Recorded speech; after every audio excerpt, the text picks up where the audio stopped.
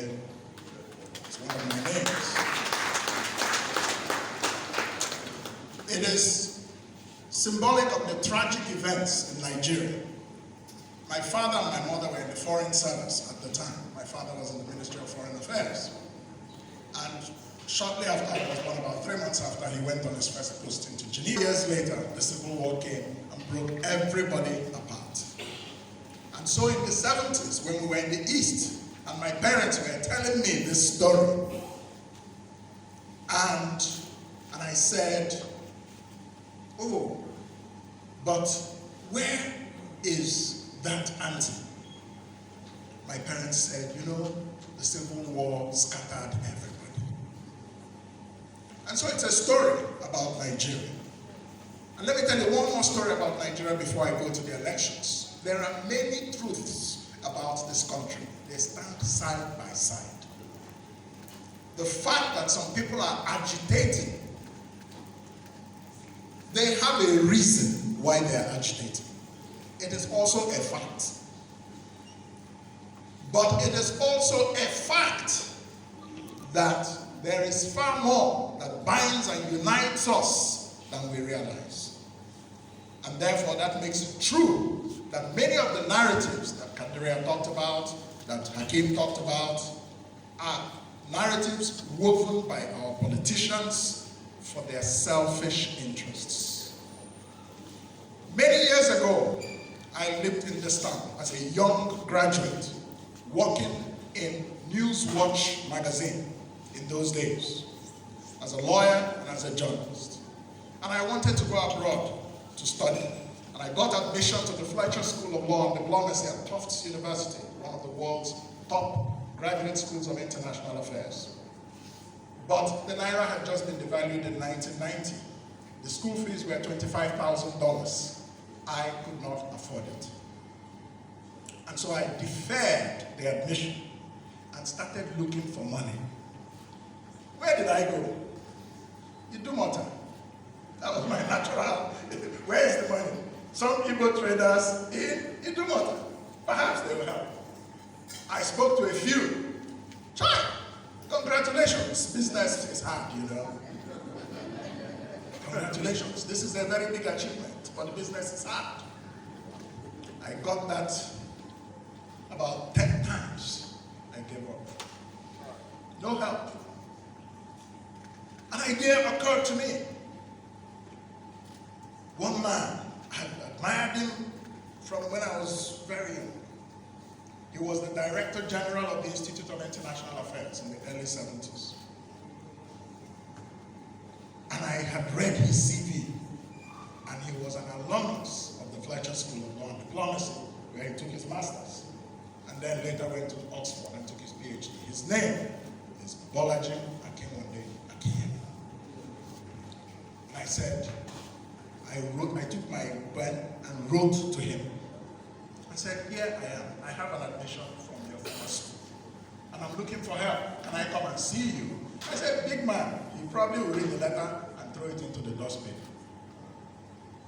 About 2 weeks later, I got the reply.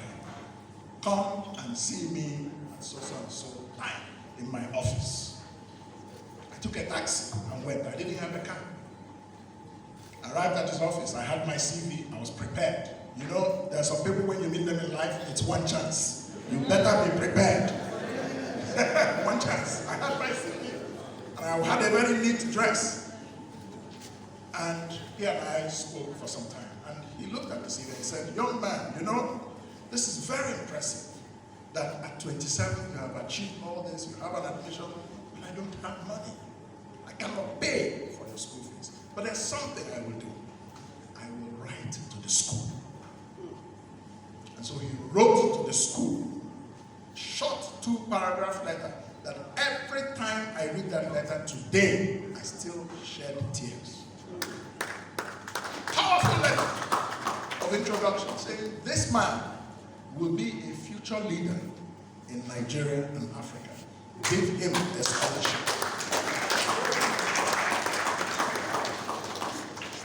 About 2 months later, a letter arrived from the school with a scholarship.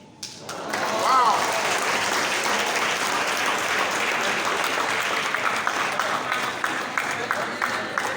covering my tuition, $25,000, and I was given a fellowship with a name.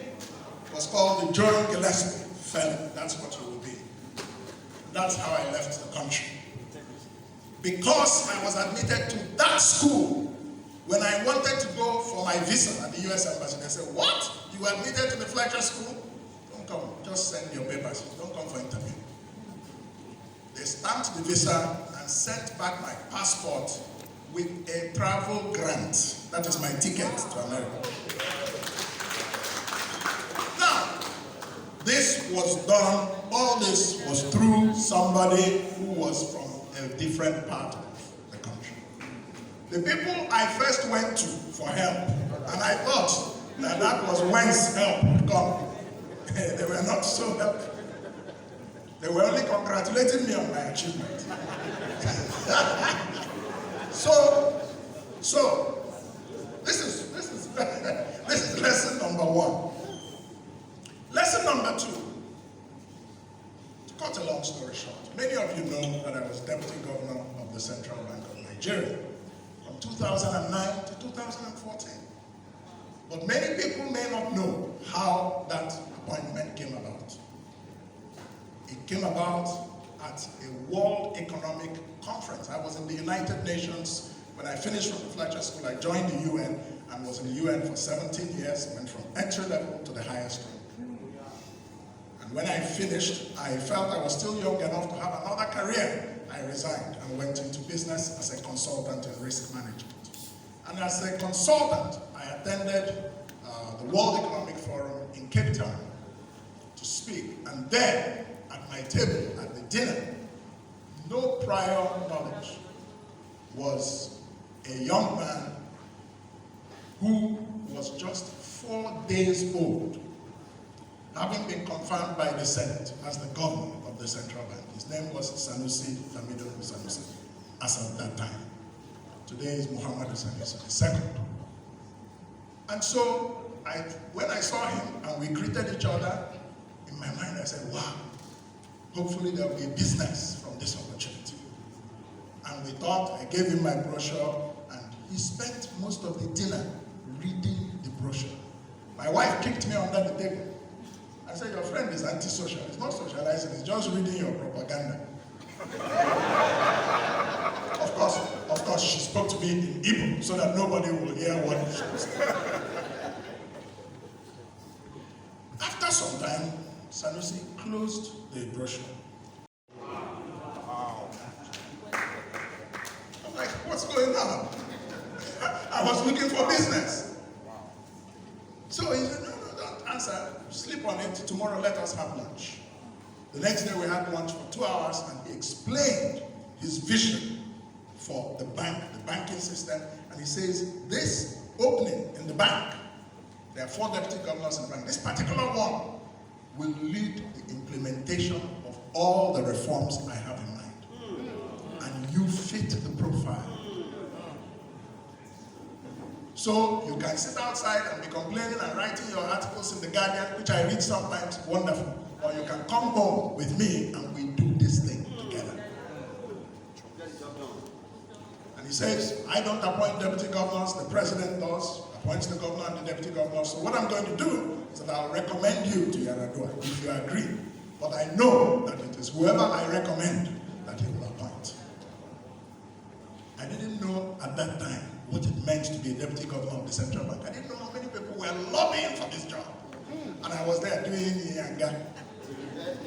And I'll ask him this question, he will answer. I'll ask him this question, he will answer. I asked him the salary, he told me some funny figure. I said, Lamido, that cannot work. I have a mortgage in Switzerland. I own a home from my lawful employment. This salary you're calling cannot pay that mortgage. He looked at me and laughed. He said, okay, first of all, let me tell you, we will do a reform of the salary. I know it's slow. But all that is a long story. The point I'm trying to make is how I came back to the country after a long sojourn abroad to serve my country. 5 years at the bank, we did a lot of reforms under his ultimate leadership. I am grateful for that opportunity to have served this country, and I believe the record stands till today.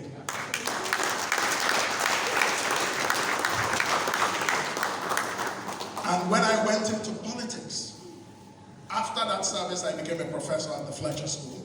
Again, a great honor. While I was teaching there, and I looked at Nigeria, what was going on, I wasn't happy. I said, I will run for president. I came back and went into politics. If I had touched a penny while I was deputy governor of the central bank that did not belong to me, you would have heard about it. Yeah. But because I didn't, I could say whatever I liked, to whoever I liked. Integrity. So the point is that we are not necessarily as divided as we think we are in this country. What has happened is that we lack unifying leadership. We lack what Cadre has identified as unity of purpose. And in 2023, we should be looking for a leader that will begin or rediscover the task of unifying this country and giving it a unity of purpose. Despite the diversity of religion or ethnic, it is possible for Nigeria to be united by something that rises above the things that divide us. That is what builds great nations, and it's called a world view, to use a big grammar. Look at every country of the world. The United States, France, Britain, to him. Eventually, he came around to that consensus. So the three of them agreed. That was the basis of the McPherson Constitution. Period. And that was the basis on which the 1960 Constitution of Nigeria made Nigeria a federal state. It's not an accident that the United States is a federation. It's not an accident that Australia, Germany, you name it, Brazil, big countries, India, with diverse populations. It's not an accident that they use a federal system of government, where power is devolved down to people and people can take charge of their destiny. And respect for the idea of being one country is represented in the fact that everybody will answer, we are Nigerians. And the federal government will be in charge of foreign affairs, in charge of defense and the armed forces, in charge of the central bank, in charge of immigration. 6, 7, 8 items that are universal to everybody that belongs to the country. The rest should go down to the local levels. But no, we discovered oil. That was one, but even before then, or after that, the military came and broke the consensus. And like somebody pointed out, who broke it? Heroes. The problem in this country is that we don't like to tell ourselves the truth. We all want to be victims. But we don't understand that the crisis in this country, we have all hurt one another. Let us start from that basis. If we start from that basis, we can heal. But instead, the narrative of our politics and the narrative of Nigeria, everybody wants to show how they are victims and the other people are villains. You don't make peace that way. I have been in the United Nations. I've been a peacemaker, a peace builder, and I know how to create a consensus to build a nation that has been broken by war and conflict. I did it in Rwanda, I did it in Croatia, I did it in Cambodia. I know what it means.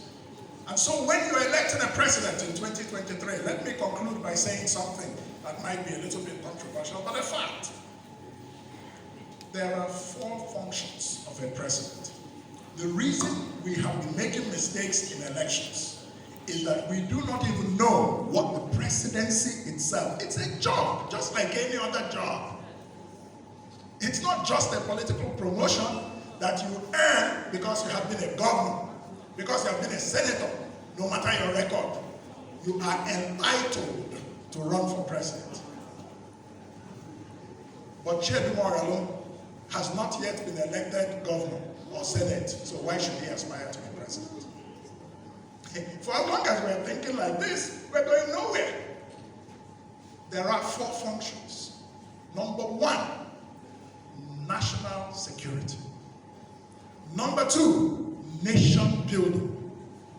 Who can put Nigeria back together? Some people are putting the emphasis on their ability to unify the country when they are seeking power. We should hold their feet to the fire. Tell us exactly how. Tell us what you will do. Not to come and tell us and this and that. When you get in there, same old story. Sometimes you even look at what is happening now and you begin to wonder. Thank you,